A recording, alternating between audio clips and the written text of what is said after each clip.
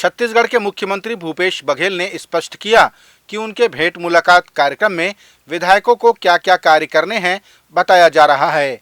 यदि वे ठीक से कार्य करते हैं तो उनकी टिकट नहीं काटी जाएगी, लेकिन फिर भी स्थिति नहीं सुधरी तो पार्टी को तय करना होगा।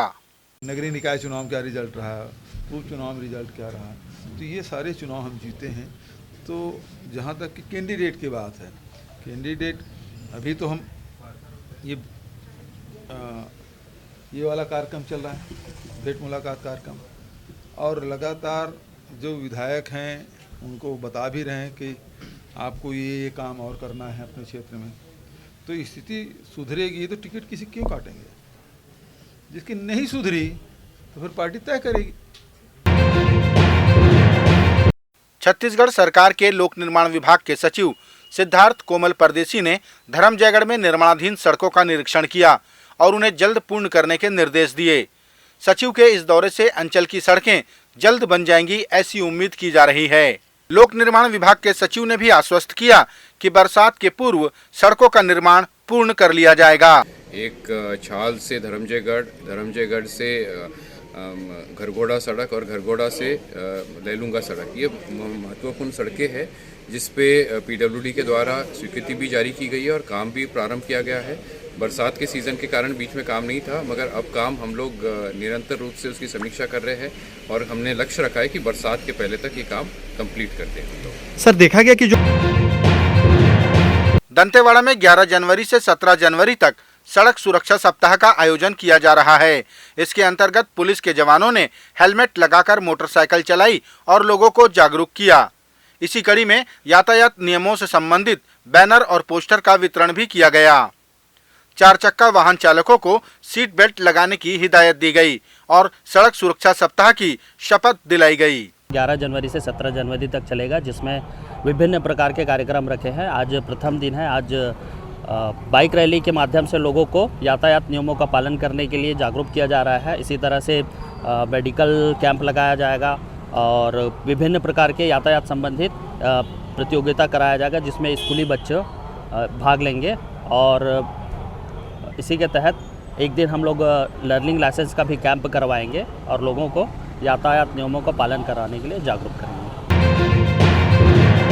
भारतीय जनता पार्टी ने प्रदेश कार्य समिति की बैठक रखी। इस बैठक में प्रदेश प्रभारी ओम माथुर, प्रदेश अध्यक्ष अरुण साव, नेता प्रतिपक्ष नारायण चंदेल समेत कार्य समिति के पदाधिकारी मौजूद रहे। इस दौरान ओबीसी मोर्चा और युवा मोर्चा की संयुक्त बैठक रखी गई, जिसमें आगामी रणनीति पर चर्चा की गई। हमारे प्रदेश के प्रभारी आदरणीय ओम माथुर जी का मार्गदर्शन प्राप्त हुआ सबको, और बैठक का जो हेतु है, हम सब लोग इलेक्शन मूड में हैं, चुनावी मूड में हैं, तो इसलिए नीचे तक कैसे संगठन को और अधिक मजबूत करें, संगठन को हम कैसे और गति दें, सक्रिय बनाएं, गतिशीलता में और तेजी आए, इन सारे विषयों पर आदरणीय ओम माथुर जी ने हम सबका मार्गदर्शन किया। प्रदेश अध्यक्ष अरुण साव ने कहा कि छत्तीसगढ़ सरकार के दावे फेल हो चुके हैं। उन्होंने बताया कि सरकार ने 92,000 करोड़ निवेश होने का दावा किया था, लेकिन निवेश हुआ मात्र 4,000 करोड़। 92,000 करोड़ का दावा और आया निवेश कितना? केवल 4,000 करोड़ का। ये छत्तीसगढ़ को किस दिशा में लेकर जा रही है राज्य सरकार? आज छत्तीसगढ़ के विकास को अवरुद्ध करने का काम राज्य सरकार कर रही है, जब यहाँ कोई निवेश करने को तैयार नहीं है।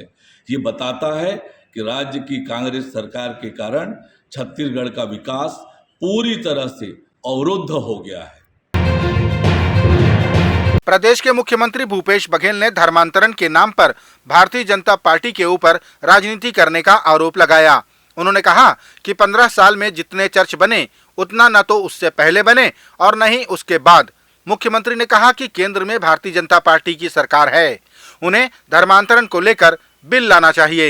ये अकेले छत्तीसगढ़ में हो रहा है ऐसी बात नहीं, मध्य प्रदेश में हो रहा है, वहाँ वो हल्ला नहीं कर रहे हैं। जहाँ भारतीय जनता पार्टी का शासन है वहाँ चुप हैं, जहाँ उनकी सरकारें नहीं वहीं हल्ला करते हैं।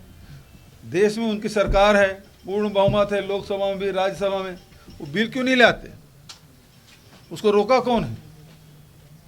तो वो काम तो करना नहीं, उनको तो राजनीति करना है। मतलब समाज में जहर कैसे घोला जाए, भाई भाई से को कैसे लड़ाया जाए, क्योंकि जब तक के वो लड़ाई नहीं कराएंगे तब तक के उनका भला होने वाला नहीं है। तो ये समस्या खड़ा करते हैं, समस्या का निदान नहीं सोचते। यदि करना है तो लोकसभा में आपकी सरकार है पूरी, ये समस्या पूरे देश भर में, और नॉर्थ ईस्ट में सरकार है, और वहाँ आदिवासी कन्वर्टेड क्रिश्चियन तो 50% से 90% तक के है। सबसे पहले वहाँ लागू करे वो, फिर यहाँ बात करें। जहाँ सरकारें वहाँ चुप है।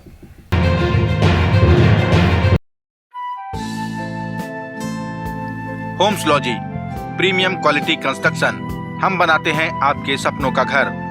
जैसी हो आपकी कल्पनाएं वैसा ही हम घर बनाएं। उन्नत तकनीक और बेहतरीन पीओपी कार्य के साथ उच्चतम मटेरियल और रजिस्टर्ड आर्किटेक्ट द्वारा निर्माण, वास्तु के अनुसार निर्धारित क्षेत्र में संतुष्टिपूर्ण मकान। Homeslogy premium quality construction.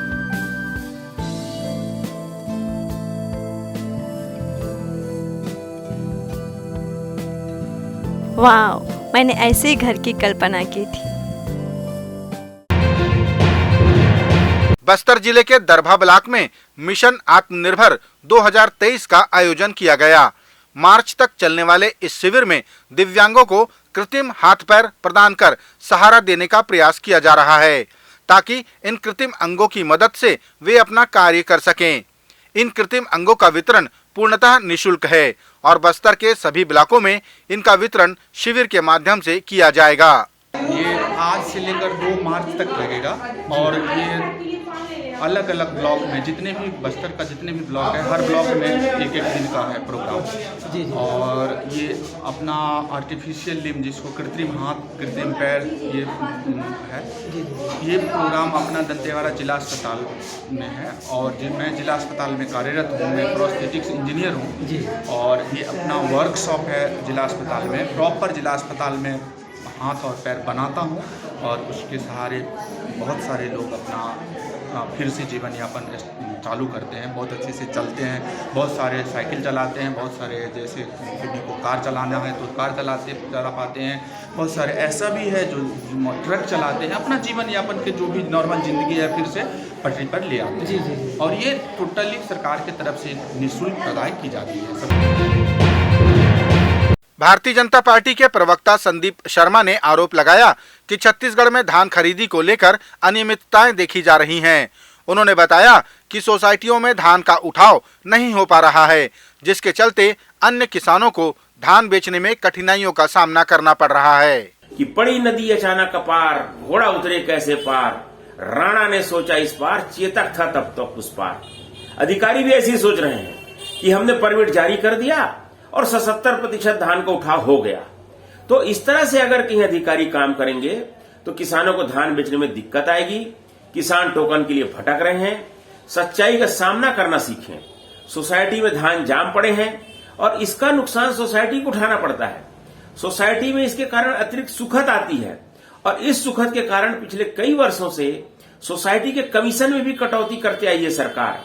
तो अपनी करनी को सोसाइटी के ऊपर भरने का काम ये सरकार, भूपेश सरकार निरंतर कर रही है।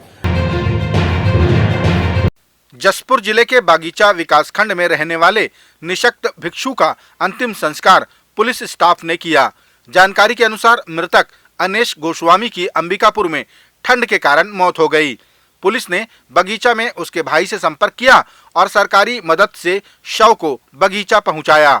वहां भाई द्वारा थाने में सूचना देकर थाना स्टाफ की मदद से उसका अंतिम संस्कार संपन्न कराया गया। हमारे मतलब बगीचा में रहने वाले गोस्वामी जी हैं, उनका भाई का शव पड़ा हुआ था, जो रो रहे थे शव के पास, जो मुझे बोले कि अगल बगल में कोई दाह संस्कार करने के लिए तैयार नहीं है। तब मेरे द्वारा आसपास के लोगों को बोला गया कि दाह संस्कार में मदद करिए करके।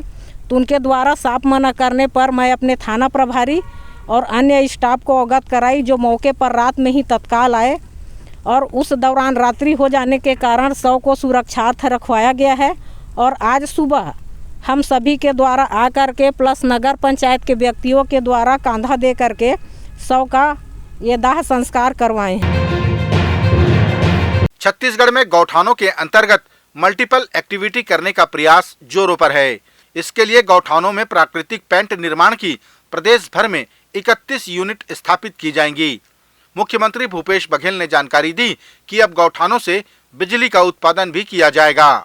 31 जगहों में इसकी शुरुआत हो चुकी है, मशीन लग रहे हैं, 5 जगह उत्पादन शुरू हो गया है और जनवरी महीने में ही हम लोग इसका उत्पादन सभी जगहों में कर लेंगे। उसका फ़ायदा ये होगा कि हमको जो स्कूलों में जो पुताई करना है, इसी गोबर की जो प्राकृतिक पेंट है उससे हम लोग पुताई करेंगे, ताकि उन महिलाओं को जो पेंट उत्पादन कर रहे हैं उसको सपोर्ट मिले।